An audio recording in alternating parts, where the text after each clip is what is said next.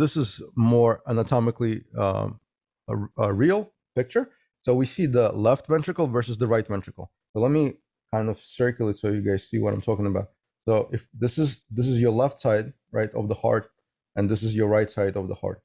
So this is basically, we took a cross section, we took a heart and we cut it in half. And we are now looking at the thickness, right, of these sides. So why do you suppose the left side is much, much thicker, right, in the muscle size versus the right side? Why is the left side so much thicker?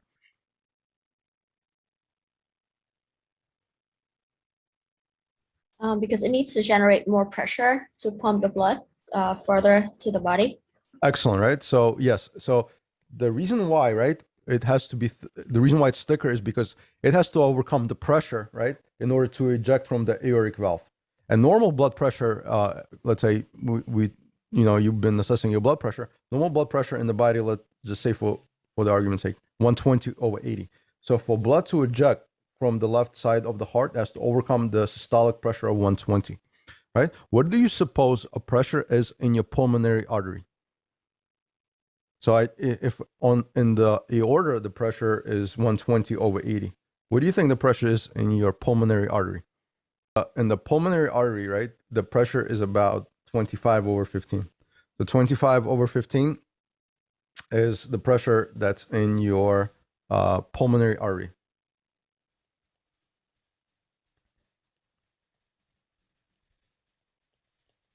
And this is the pressure in your aorta. So this, just you could see, right, 25 is the systolic, 15 is the diastolic.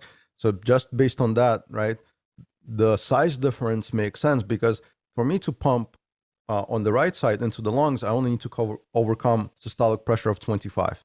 But on the aortic side, I need to overcome a pressure of 120. That's why I don't really need the right side to be so much bigger, right, as opposed to the left side. Left side definitely needs to be much stronger.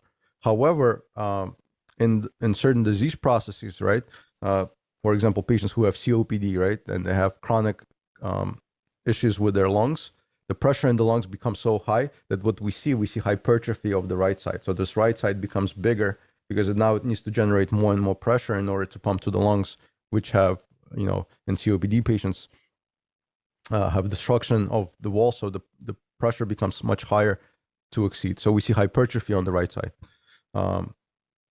So this is very important to understand. Okay? This shows you, right, the thickness of the myocardium. Myocardium is the muscle portion of the heart that's shown here, right? And it's very thick. This is what's responsible for the actual contraction of the walls of the heart in order to propel the blood forward, right?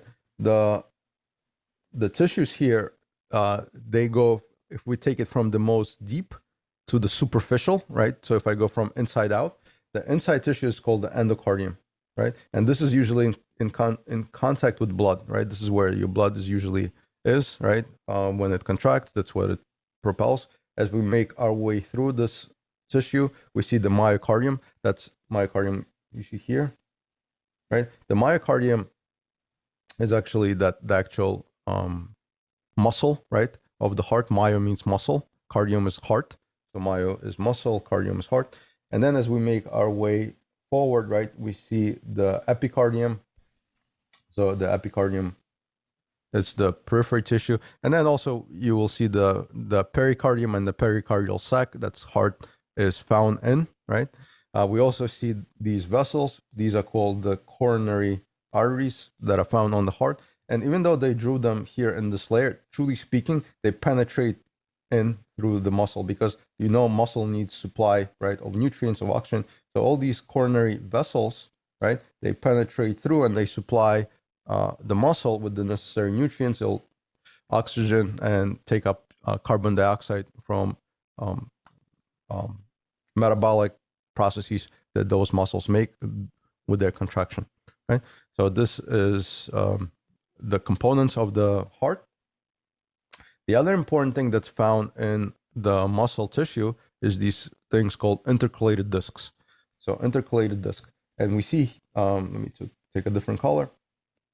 See this black discs that are highlighted with these arrows, right? And what's the purpose of intercalated discs? So they only found in the cardiac muscle, and they have two functions, right? The two functions being they have like desmosomes that prevent separation. Think of it, desmosomes is like I take a weld and I weld the cells to the wall, right? So they do not allow separation when the muscle contracts. They kind of keep it together. And they also have what's known as gap junctions.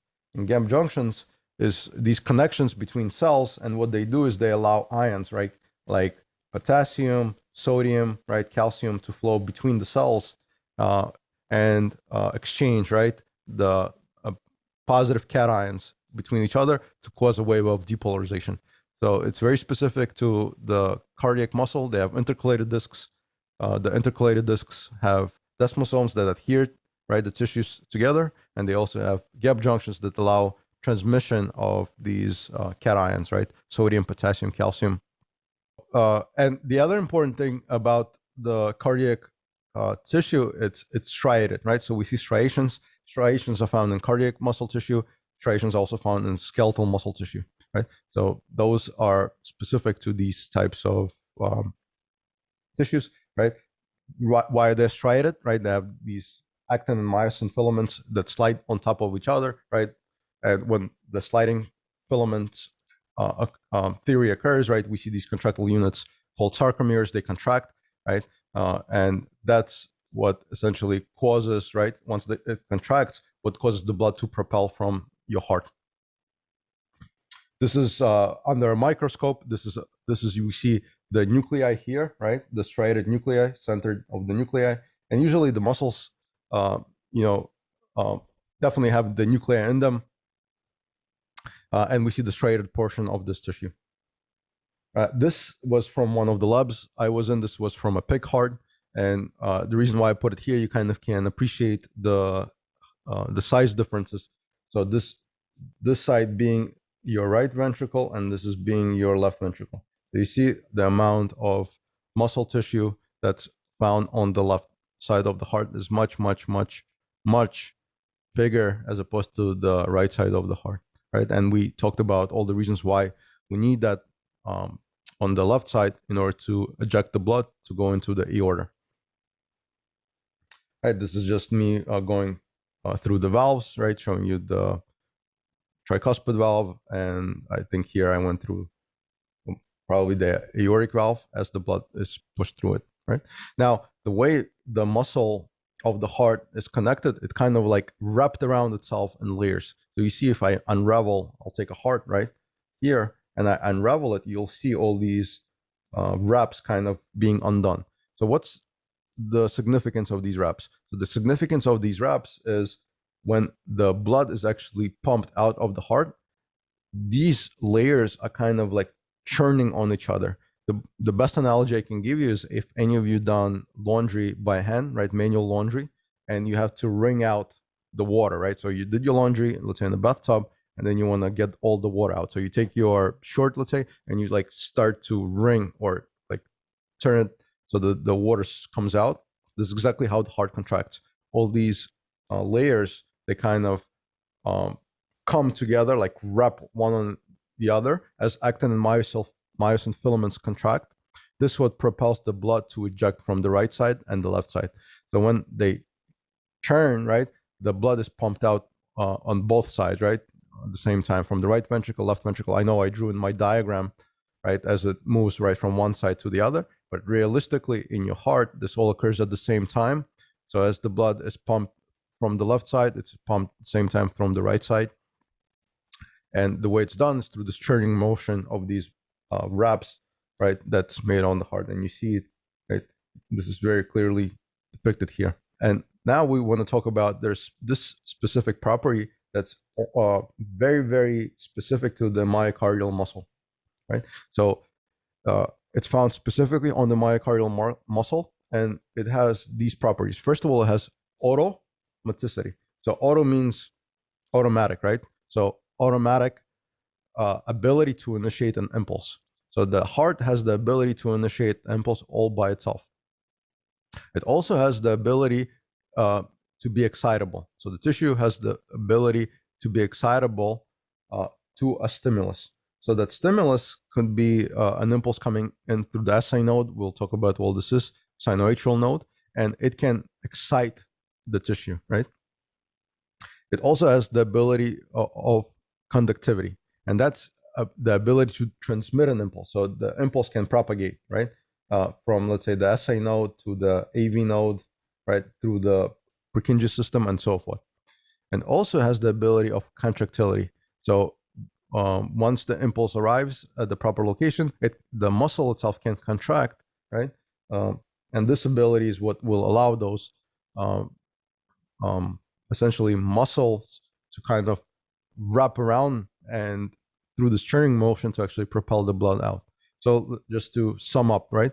Myocardial cells have these properties that are very specific to the heart tissues, right? So they have automaticity, so they have ability to initiate an impulse. They have excitability, right? Ability to respond to the impulse. Conductivity, they transmit an impulse, and contractility, ability to contract with the pumping action of the actual heart, right? So this is what I was talking about, the electrical conduction as it occurs through the heart, right? So in the atria, right, in the atria, we have something known as SI node. SI node stands for sinoatrial node, right? And the electrical conduction comes in right through these internodal pathways. It's going to reach the AV node, the next portion there. From the AV node, it will go through the bundle of His to the Purkinje system, and it will go to the respected ventricles, right? This being the right side, the right ventricle. This is being the left side, the left ventricle.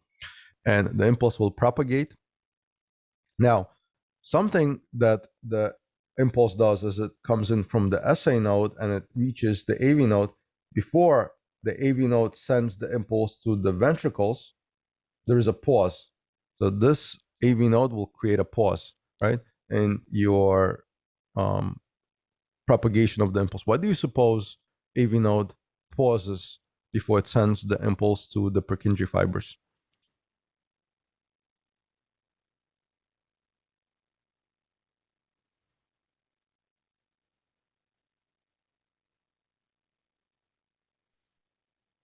Is it to keep a certain rhythm? Can you say a little bit louder, Jose?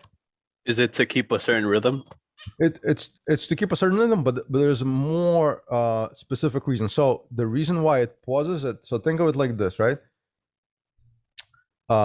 If I am basically sending the impulse from here to the ventricles, then the ventricles will contract, right?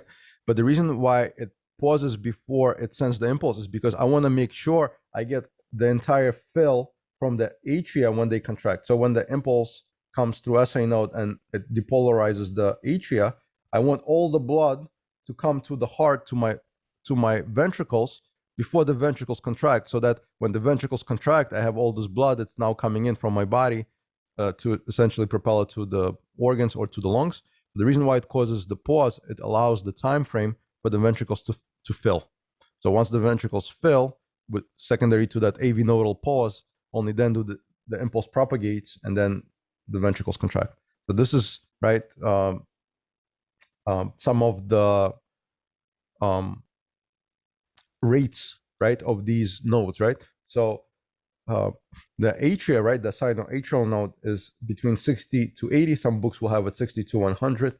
The AV node that's found here is 40 to 60, and the ventriculars is about 20 to 40, right, per minute. So why is this important? Sometimes you may have a patient, right? You start checking the pulse, right? We're going to say they're not the typical, athlete, right, who is running marathons. I'm going to say it's your patient who is, having chest pain. He is, 7 years old. He looks like he is not in great shape, right? And you check his pulse, and all of a sudden his heart rate is, let's say, 46, right? So this can give you an idea. Well, why is my heart rate 46? So one thing that may happen, maybe he had some sort of a injury to his SI node, and they're no longer firing right properly at a rate of 60 to 100. So that one of the reasons could be is that right his atrioventricular node has picked up, right, because this is now injured. So this is the one that's becoming the the pacemaker, right? Usually the SI node, the sinoatrial node, is our inherent pacemaker. And if we check our normal heart rate in the body is between 60 to 100. Most of you are probably sitting right now at the heart rate of about 70, right? So, and you check your patient, his heart rate is 46. So one of the reasons, there could be other reasons, but one reason could be there's an injury to the SA node. It's no longer firing at 60 to 100. And the AV node is the next in line to become the pacemaker, and it's sending the impulse at 46. So I could say, you know what, maybe it's his AV node that's now become the pacemaker, and this is what's going on. If his heart rate drops even lower than that, right, and you have pulses at this range, usually these pulses at less than 40 are not sustainable with life. So most likely you're going to have to initiate CPR even at this low heart rate for these patients because they're not going to get adequate cardiac output. But you could imagine, right? Maybe both the SA node is not working, the AV node now is not working, and this guy's heart rate is, let's say, 36, and the impulse is now coming from the ventricles. That's his last resort, right? At the contraction of the heart. And the reason why the heart has these things is because of these four properties, right? We talked about automaticity, excitability, conductivity, and contractility. Is that the SI node is the inherent pacemaker, right? This is the pacemaker that sets the heart rate. So all the myocytes, whatever this SI node says, let's say it says 72, all these cells in the body, right, in the heart will contract at the heart rate of 72, right, because the impulse propagates. If something is going on with the SI node and it's no longer functioning, the next one that's going to pick up is the AV node, and the heart rate is between 40 to 60 and so forth. So it goes right down the line. If AV node is injured, then the ventricles are going to pick up, and that gives you an idea, right, of the heart rates and possible injury to this automaticity system. Right. So we talked about why is there a pause? Why is there a pause before it goes from the SI node to the AV node? Why we see this pause? And the reason why we see the pause is that the ventricles need to fill, right, with the remainder of the blood before they can contract. We want this pause to get basically atrial kick, the entire atrial blood that's flowing there, so the ventricles are maximally filled prior to contraction. Right now. This is the SI node, right? This is how it looks on the heart. We have on the heart itself, right? We talked about the circulation of blood throughout the body and through the lungs, but the heart itself has coronary arteries. So coronary arteries, right, as the name suggests, it's like the crown, right? So like the crown. So if you could imagine, right, the heart is surrounded by these coronary arteries. It's like a crown that's surrounded, right? And this is where they derive their name. So coronary arteries are the actual arteries that supply and feed the myocardium, right? They supply the nutrients, they supply the oxygen, and they take away the the waste products to the venous system, right? And they also have names, right? So we have different names of these coronary arteries. Here we see, right, a right coronary artery, for example. I'm going to show you which ones you need to know, right? So then my question becomes, right, during which phase of the cardiac cycle, right, do you suppose the coronary arteries perfuse the heart? So we have, if you take my blood pressure, right, we have 120/80. We know this is the systolic. We know this is the diastolic. So my question becomes, right, these are the arteries that supply the heart, right, the entire heart. They're called the coronary arteries. I'm going to tell you which ones you need to know, right, for your exams, right, the coronary artery and circumflex and the left main, right, we'll talk about. But my question now is, during which phase of your cardiac cycle, the systolic or the diastolic, do you think these arteries supply the heart? So when the heart is pumping or when the heart is relaxing? And why? And why do you think that is?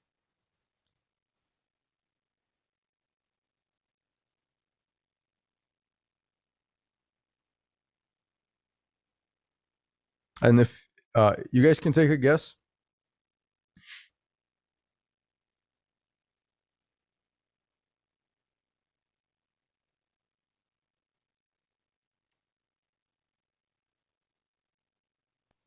The Yeah, systolic? The systolic. Okay. So was that Carlos? Yes. Carlos. Okay. So Carlos says, I think the coronary arteries perfuse the heart during the systolic phase. So during the systolic phase, right? Remember when I said those muscles I was showing you, they kind of like wrap around each other. So they twist, right, around each other. So do you think when the muscle is wrapped around each other, they supply the heart, right, with nutrients, right? So actually it's the opposite. It's during the diastolic phase is when the coronary arteries, right? I'm talking about these coronary arteries, right? That you see all the branches here is the diastolic phase is when they supply the heart, right? With all the nutrients, with the blood. And the reason why is as follows, right? First of all, when the heart contracts, right? When this muscle is squeezing, right? Squeezing, and it's pushing the blood through the aortic valve and the pulmonic valve. When the aortic valve opens, right, it blocks these coronary arteries. So it blocks the right coronary artery and it blocks the left coronary artery. When these leaflets of the aortic valve open, right here, right, you see, right? So when this valve opens during contraction, this blocks the flow of blood through the right side, the right coronary artery, and the left coronary artery. So during systolic phase, no blood is being supplied. And the other aspect of it, not only that those arteries are blocked, the actual motion of the contraction of the heart, right, when this muscle is actually squeezing, right, this will not allow these vessels to fill. So during relaxation, during diastolic phase, right, when the heart is now no longer contracting, right, it's relaxing, and it's relaxing the aortic valve shut. Now you have, right, the flow, backflow of blood. Now it's filling, right, as you see here, right, it's filling these coronaries, the right coronary here and the left coronary here. Right? So that what you want to remember is that the diastolic phase is when your coronary arteries actually fill. And this is what we need, right, in order to supply oxygen and nutrients to the myocardium itself. Right? For your exam, right, you need to know all these arteries, right? So make sure you take a screenshot. I spoke to Moon. He's going to test you on all of them, right? I'm only kidding, right? So you don't need to know all of them. The ones you need to be familiar with, right, is the right coronary. You need to know the left main, right? So that's essentially the left coronary, and the left coronary further subdivides, right? We have the left anterior descending, which is in the front. That's why it's called the anterior, and the circumflex. It wraps around the back wall of the heart. So the coronaries you want to be cognizant of is right coronary, and you want to know the left coronary, which has branches, left anterior descending and the circumflex. This picture here is basically when the person sustains a heart attack and they go to the cardiac cath lab, we're going to talk about later. And when they place the stent, this is how the cardiothoracic doctors, right, and the interventionist cardiologists know which vessel to stent. So they'll look at the anatomy and they know which vessel gets stented. And if you decide to go to medical school and become a cardiologist, right, this is what you're going to learn. But for your class, for your purposes, this is the coronary arteries you need to know, right? And when the heart gets supplied with blood, right, when the actual heart gets nutrients and oxygen, is during the diastolic phase. Why? Because during diastolic phase, the aortic valve, take a different color. The aortic valve shuts, right? Diastole it shuts. Then the blood is supplied, right, through all these arteries, and that's when the oxygen actually comes into the heart. Right. This is an actual cadaver, so you guys can see how it looks, right? There's some superficial fat in the front. We see the right auricle is essentially below it will be the right atria. We see the actual heart, the diaphragm that's found below the heart. We see the lungs, right? The pericardium, and we see the aorta. This is the major artery that it supplies the blood throughout the body, right? So this is how it looks in the body, in the cadaver, right? Now, some things you want to be familiar with. in our body, we have something known as the central nervous system and the peripheral nervous system, right? And specifically, I want to focus on the peripheral nervous system because the peripheral nervous system is will govern, right, the contraction of the heart, right? So maybe you guys heard of the fight or flight response, and you guys heard fight or flight response when you guys did the introductory anatomy. Yes. Yeah. So what is, Carlos? Can you tell us what is fight or flight response?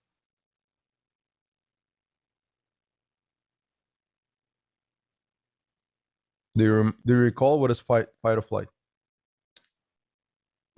It's respond to epinephrine, adrenal Oh, very good. Right. hormones, So yeah, very good. Adrenaline. Yes. which cause think of- vasoconstrict and Very good.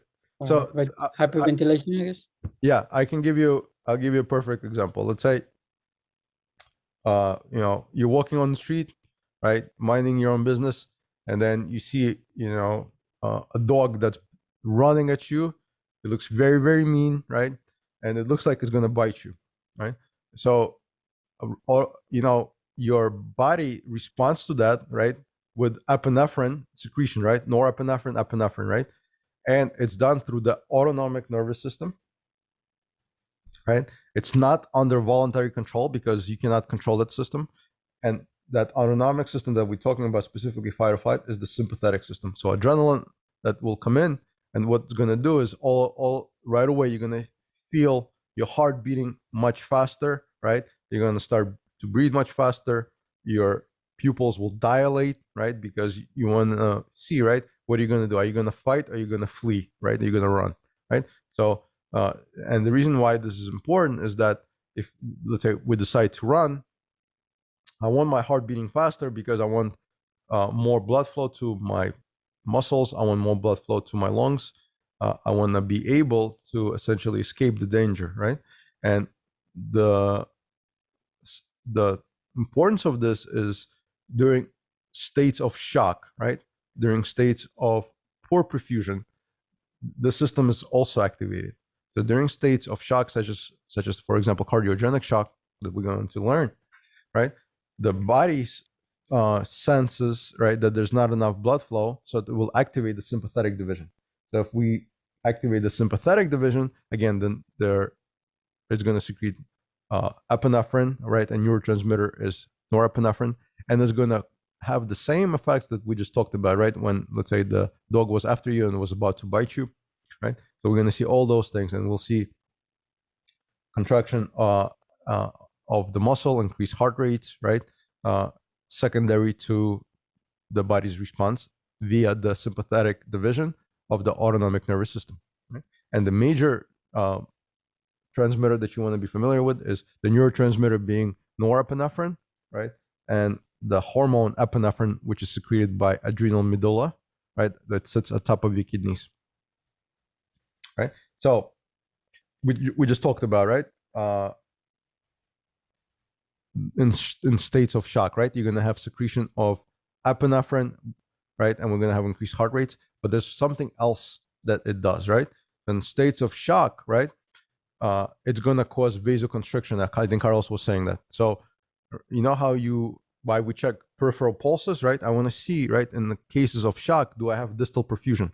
So one reason you may not have distal perfusion is that you have such a significant vasoconstriction, right? That a contraction of these peripheral arteries, that there's very poor supply of blood to the periphery. Now, remember I drew the heart. So let me I'm going to draw your arterial system again, right?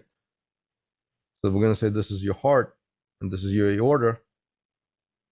And at the bottom, right, we have the arteries, right? The arteries that come out here, right? Even though the majority of the blood is found in the veins, right? 64%. The vascular resistance, right? When epinephrine comes, right, and epinephrine stimulates, the majority of the response is going to be on the arteries. So you see the small arteries are responsible for 40% of the vasomotor tone, right? So what that means is that even though the majority of your blood is in the veins. When I have vasoconstriction, that is occurring majority in the arterial system, right? 47%. Only 7% is occurring on the vein systems, right? So yes, they're still on the sympathetic control, right? But the predominance that we see, that the vascular resistance, right? The resistance to the blood flow is in the large arteries and in the small arteries and the arterioles. These portions of, right? Now, what's important for you to guys know, right? When we are assessing blood pressure, right? We are, we said, let's say normal blood pressure was 120 over 80, right? And we said that 120 was systolic and 80 was diastolic. Can anyone tell me specifically, when I'm measuring this 120, what exactly am I measuring?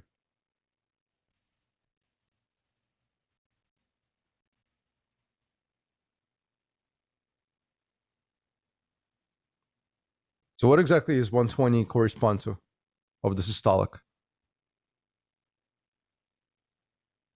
So I think it measures like how much the heart, like how much pressure the heart puts on the artery when it pushes blood out. Yes. So very good. So that is correct. So 120, when the actual ventricles contract, and it's measuring how much, right, it has to overcome in the aorta, right, and exert, right, the hydrostatic pressure. Very good. But what about when I measure the 80, the diastolic? What am I exactly measuring? Can you answer the same question? You could take a guess.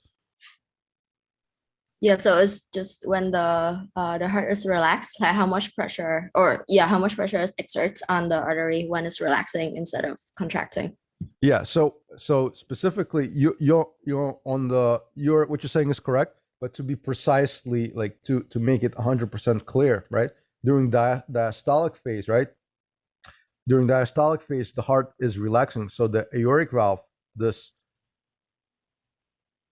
is shut. The reason why it's shut is during diastolic phase, this heart is relaxing. I don't want a backflow of blood. So the only pressure, right, that I have is this constriction of my arterioles and arteries. And sometimes you will see the name called SVR or PVR, systemic vascular resistance or peripheral vascular resistance.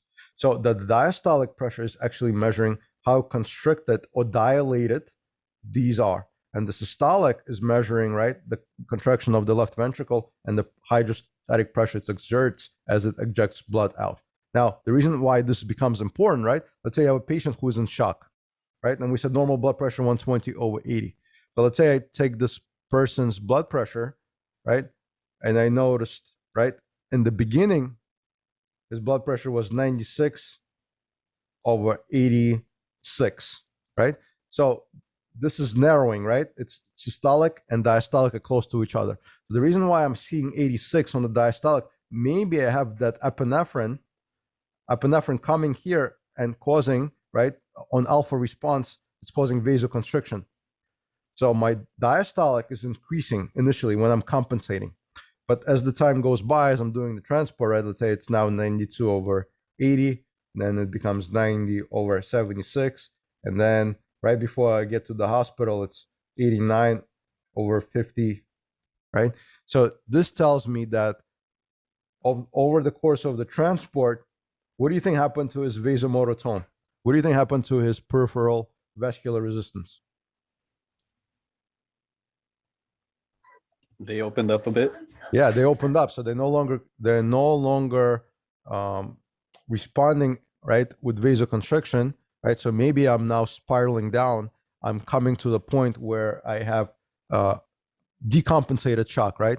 So when you start to see, right, the systolic and the diastolic plummeting, right, perhaps the body is no longer able to compensate for the states of shock. So for your purposes, what you need to remember, right, even though the majority of the blood is found in the veins, the actual vasomotor tone that's exerted by the sympathetic nervous system by epinephrine is predominantly on the small arteries, right, and the arterioles. And what it does is it vasoconstricts. When it vasoconstricts, right? That's directly responsible for this diastolic blood pressure. Why? Because during diastole, the aortic valve is shut. So we are measuring the pressure on these small arteries. So if this number is increasing, maybe I have profound vasoconstriction, right? Increasing vasoconstriction. If this number is decreasing as your transport goes on, or you come to us as a patient, that number is very low, perhaps he's already vasodilated to begin with, right? So that's important for you to understand. And when we do blood pressures, always make sure you do serial blood pressure. So what I mean by serial, you do your first, right? The first blood pressure gives you a baseline. Then you do number 2, right? Number 2 gives you a comparison. And number 3 gives you trending. So I know they'll tell you bare minimum is 2, but you want to get to 3 or more. Why? Because it gives you trends. And the reason why it gives me trends is that I could see how the patient is doing. Maybe their diastolic blood pressure is going down, down, down, right? And it's decreasing. So when I start to get my serial vital signs done, right, I'm starting to establish trending. So I can see if my treatments are improving, or maybe my treatments are not helping the person, right? And they're declining. So then I can have a better idea of the hemodynamic status of my patient, right? Based on the trending criteria. So for your purposes, right, at least you want to get at least 2, but ideally you want to get to the point where you're getting 3 and you start to trend these things, right? This here just shows you the distribution, right? How much of the blood flow we have, right? So heart muscle, 3%, bones, 5%, 6%, brain, 14%, right? Skeletal muscle, 15%, kidneys, and GI system, right? Certainly these numbers change based on activity, based if you just ate a meal, right? But this is a rough example when your body's at rest, right? So that's what we see, right? Now, there's some things, some terms, right, that you have in your book that's important to understand, right? There's a term called preload, right? And there's a term called afterload. So let's start with the preload, right? So preload is essentially all the volume of the blood that's coming into your ventricles at the diastole when your ventricles are relaxing. So preload, right, occurs on both sides, not just the left side and the right side. They're occurring both at the same time. Why? Because when your ventricles are relaxing, right? Let's say we are relaxing, both the tricuspid valve. This is the tricuspid valve. And we're going to say this is your mitral valve.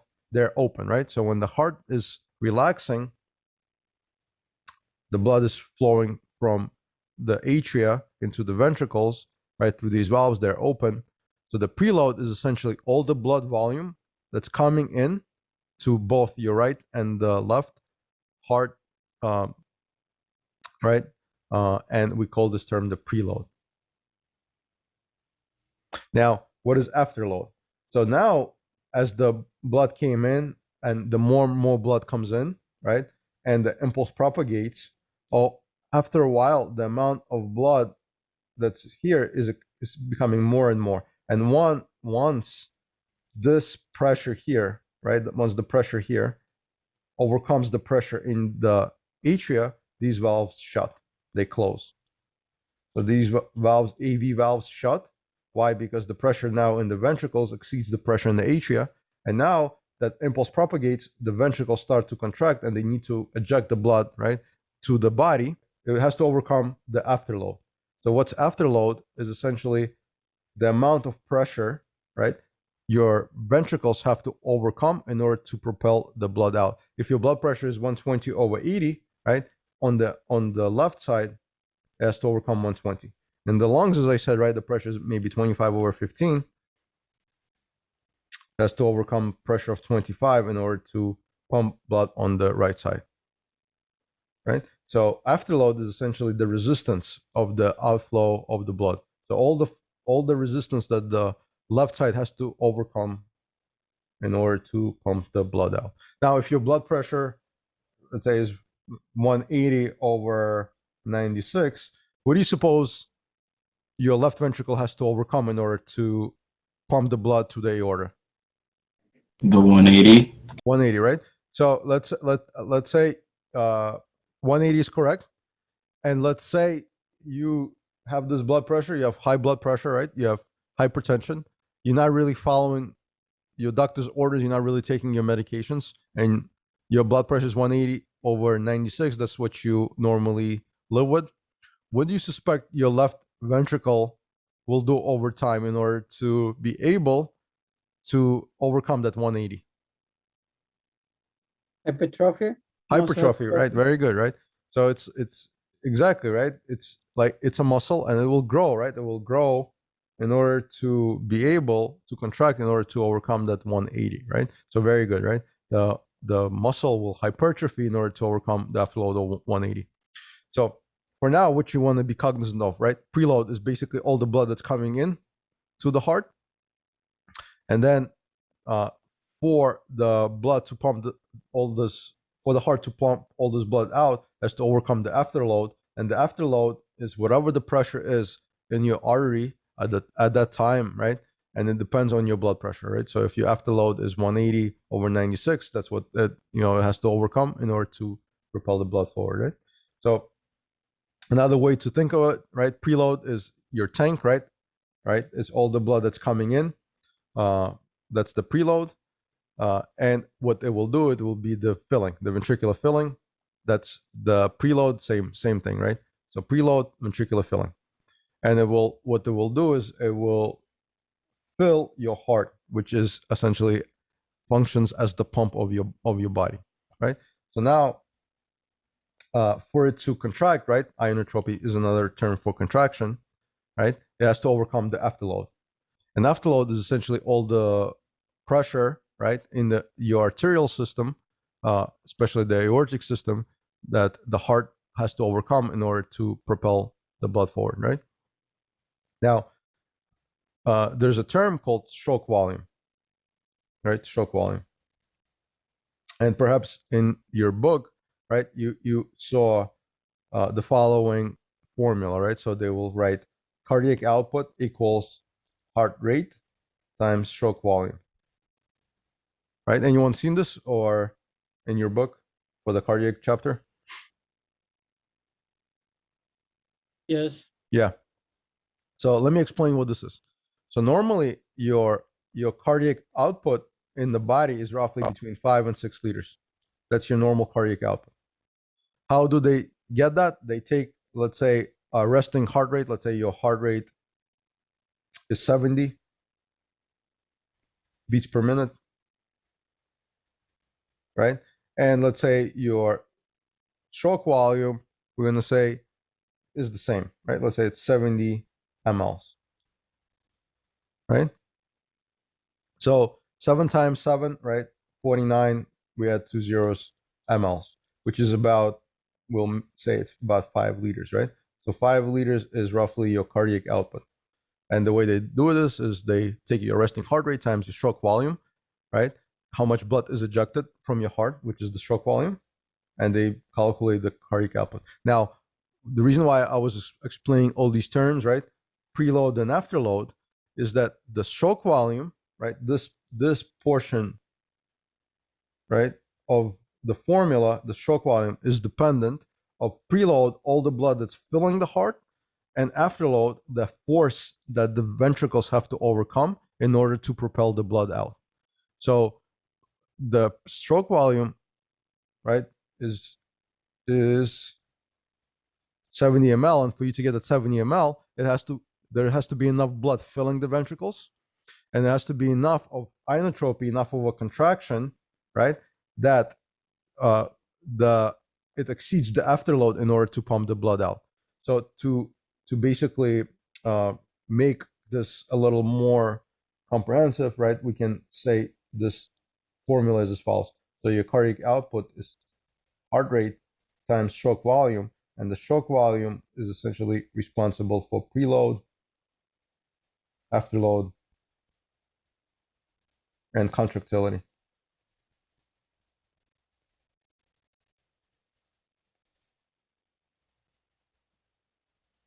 Right, and that's your normal physiology. So for you to get the cardiac output of 5 to 6 liters normally, right, you need to have both adequate heart rate, let's say of 70. You need to have adequate stroke volume, and for you to get adequate stroke volume, you need to have adequate preload, afterload, and contractility. Now, imagine the following situation.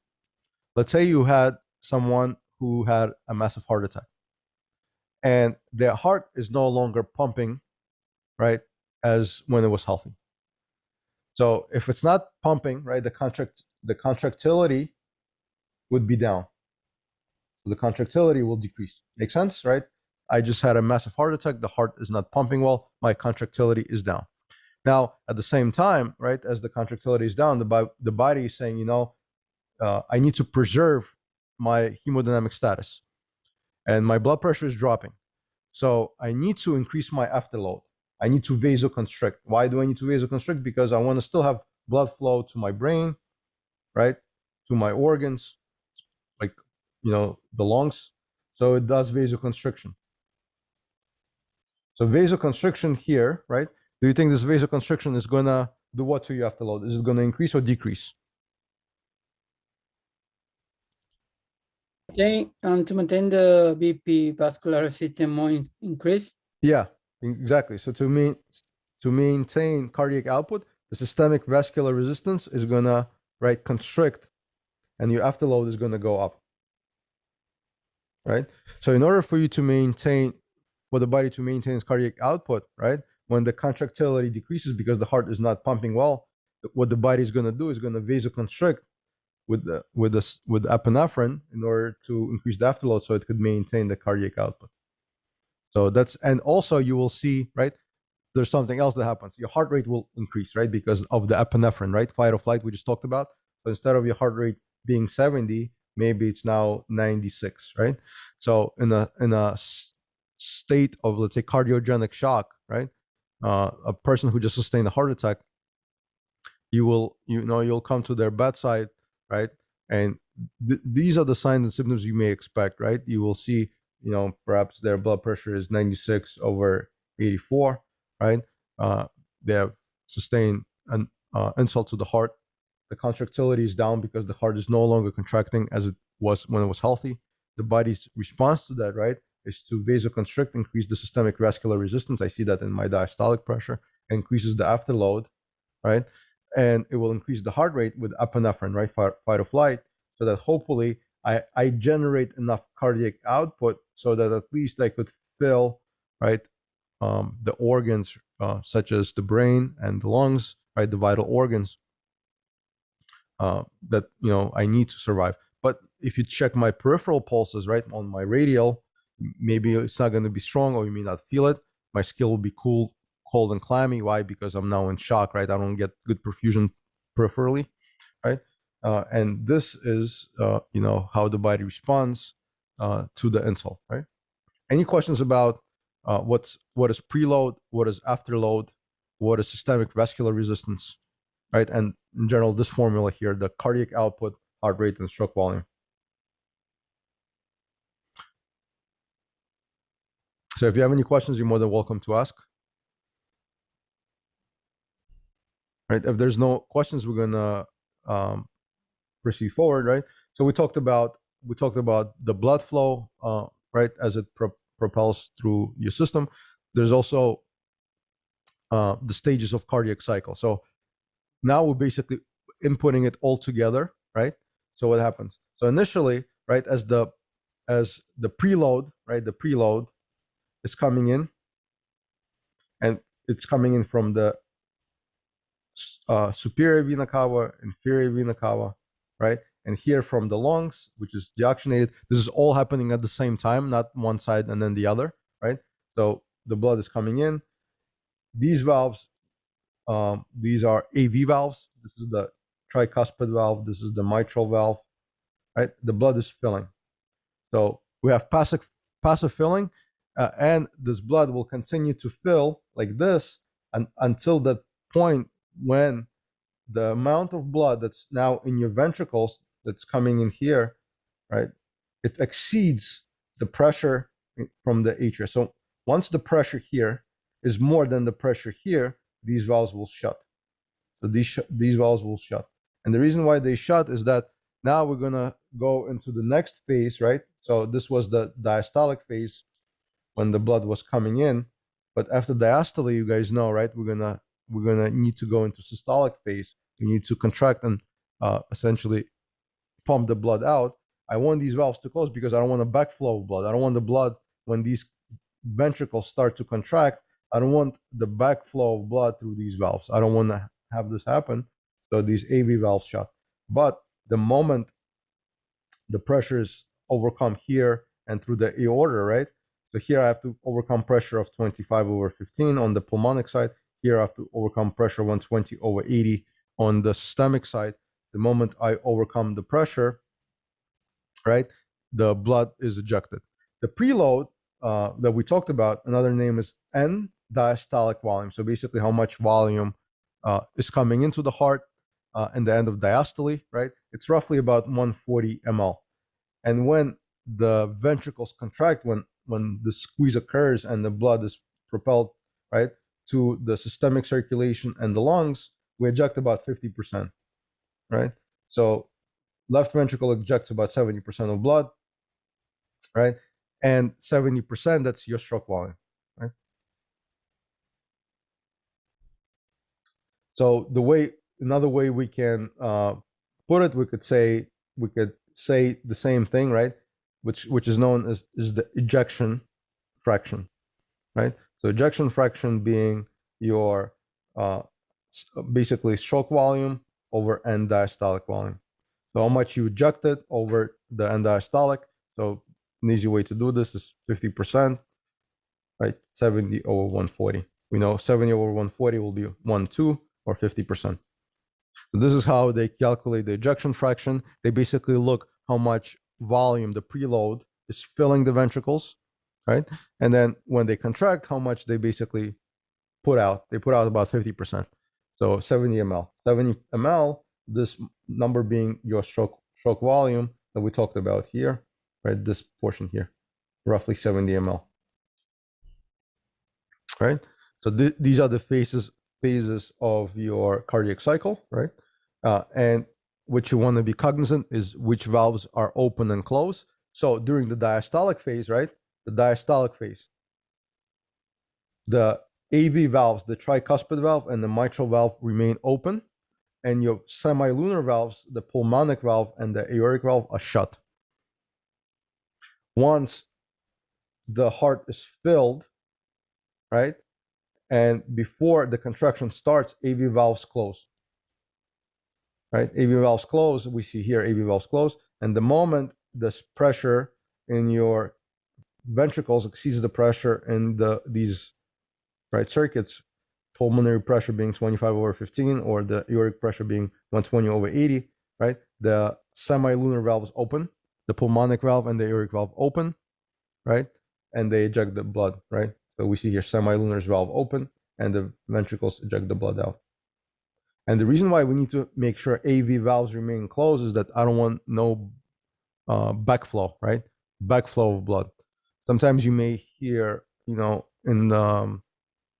if you're doing interfacility transport, in the paperwork, you may see, oh, this guy has a murmur or he has a prolapse valve, right? Let's say mitral valve prolapse or tricuspid valve prolapse. That means is that when the actual heart contracts, right, these valves don't stay shut and they do one of these things where some blood is able to trickle in.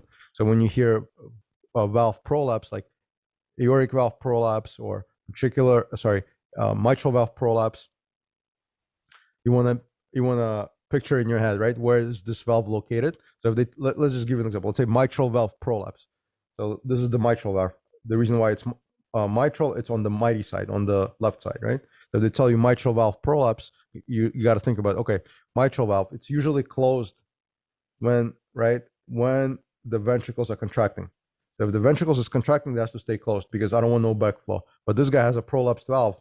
So what probably happens is that this valve is not closing well during contraction. So this is how you would basically figure out the pathophysiology based on normal blood flow. And the same thing you could do for the tricuspid. You could also reason yourself through the aortic and the pulmonic valve. So anytime you see a prolapse valve, just look at the name, go back to the normal A&P, normal anatomy physiology of the blood flow, and then they say, oh, it's prolapsed. So that means there's a backflow of blood. When will that occur? On the mitral side, right, it will occur during contraction, but it will occur during systole. So you have systolic murmur, for example, right? So that gives you just an idea, what happens.